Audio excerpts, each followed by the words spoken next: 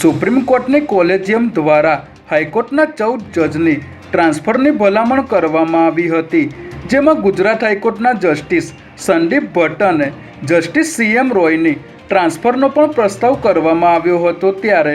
Justice Sandeep ભટ્ટની બદલીના વિરોધમાં Gujarat high court advocate association દ્વારા અચોક્કસ મુદતની હડતાળની જાહેરાત કરવામાં આવી છે, જેને પગલે આજે ગુજરાત હાઈકોર્ટ બહાર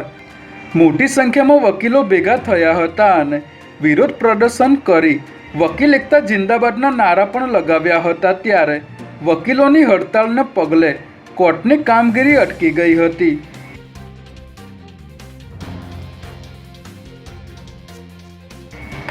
ગણેશ ચતુર્થીના એક દિવસ પહેલાં જ વડોદરા શહેરની શાંતિ દહોડવાનો પ્રયાસ કરવામાં આવ્યો હતો, જેમાં પાણીગેટ મદાર માર્કેટના ધાબેથી 25 ઓગસ્ટની રાત્રે માંજલપુર નિર્મલ પાર્ક યુવક મંડળ સહિત ગણપતિની મૂર્તિ પર ઈંડા ફેંકવામાં આવ્યા હતા, જેને પગલે આખા વિસ્તારમાં દોડધામ મચી ગઈ હતી। ત્યારે પોલીસે ગણેશ ચતુર્થીના દિવસે જ આરોપી સુફિયાન મંસૂરી અને શાહનવાઝ કુરેશીને તેમજ એક સગીરને ઝડપી લઈ રિકન્સ્ટ્રક્શન કરાવ્યું હતું, જેમાં પોલીસે બંને આરોપીઓને હાથ જોડીને ઘૂંટણીએ પડી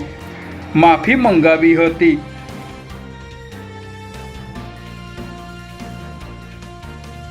પોલીસ કોન્સ્ટેબલની 12,000થી વધુ જગ્યા માટે ચાલી રહેલી પરીક્ષા પ્રક્રિયામાં category wise cut off merit list જાહેર કરવામાં આવ્યું છે, જેમાં જનરલ કેટેગરીમાં પુરુષ ઉમેદવારો માટે 120.50 માર્ક કટ ઓફ જાહેર થયું છે, તેમજ ઓબીસીમાં પુરુષ ઉમેદવારો માટે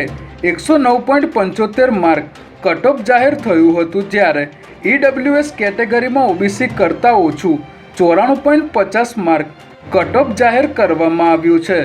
જેમને હવે તેમના દસ્તાવેજની ચકાસણી માટે બોલાવવામાં આવ્યા છે।